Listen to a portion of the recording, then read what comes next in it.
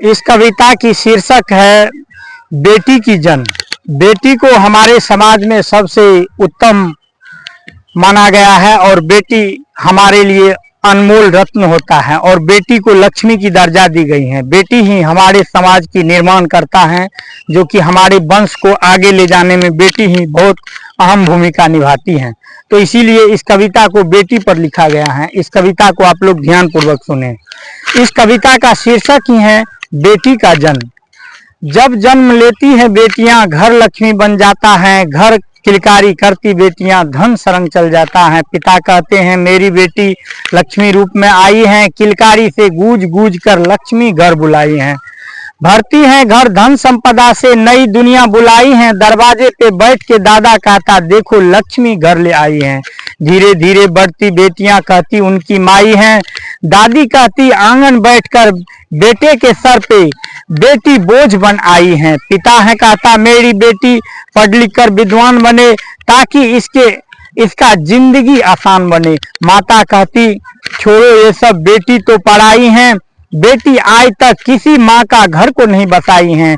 देखो नहीं बसाई हैं। माता ये तो भूल गए, वे भी एक दिन पराई थी। इसी बात के दोनों के बीच में होती ये लड़ाई थी।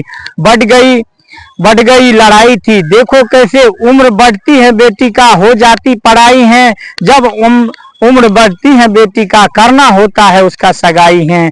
इतने में एक दिन बरतू आया, बेटी का बोली लगाई है। बड़े शान से लड़के वाले ने 10 लाख की बोली लगाई है। इतने में माँ बाप के गले में दम फंस जाता है। तब उनकी पत्नी बैठ के उनको ही समझाता है, आधा पैसे पे कर लो कुटुंब को, उनकी माँ बतलाती हैं। तब देखो लड़के के पिता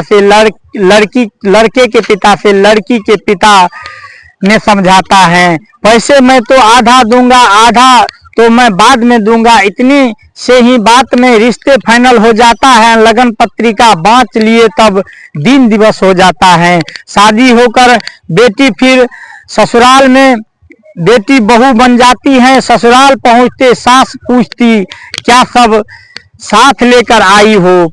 बहुत कुछ जवाब न देता, होती रोज लड़ाई है। देखो दुनिया में बेटी कैसे हो जाती पढ़ाई है। पिछले बचे दहेज के खातिर रोज होती लड़ाई है। देखो दुनिया में बेटी कैसे हो जाती पढ़ाई है।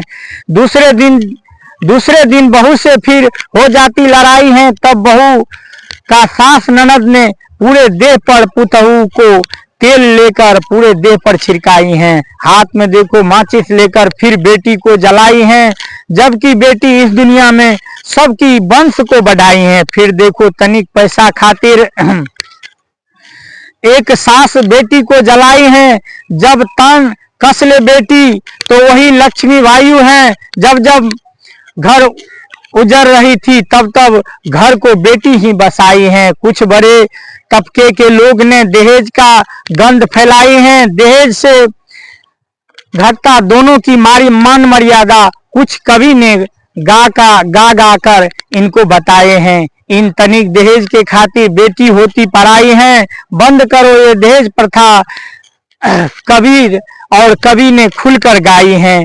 नहीं होगी बेटियां तो बेटे कहाँ से लाओगे। नहीं रहेगी बेटियां तो अपना घर कैसे बसाओगे और अपना घर कैसे बसाओगे।